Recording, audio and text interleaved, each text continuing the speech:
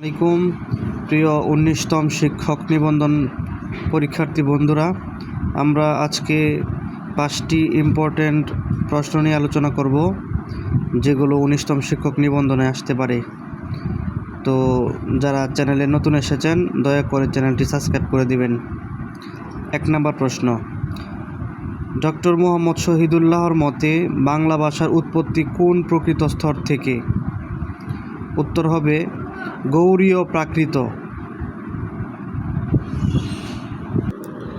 2 নম্বর প্রশ্ন, সাধুরীতিতে কোন পদটি দীর্ঘরূপ হয় না?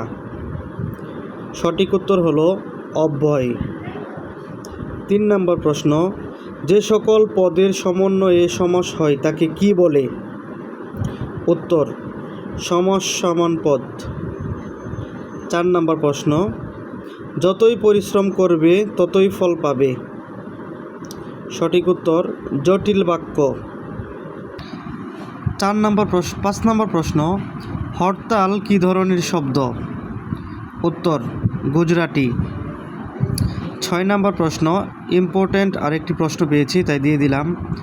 ইতিহাস বিষয়ে অভিজ্ঞ যিনি এক কথায় কি বলে?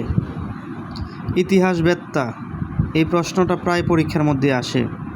তো যারা চ্যানেলটি এখনও সাবস্ক্রাইব করেনি দয়া করে চ্যানেলটি সাবস্ক্রাইব করে দিন। দেখা হবে পরবর্তী কোনো ইম্পর্ট্যান্ট প্রশ্নে। ভালো থাকুন, সুস্থ থাকুন।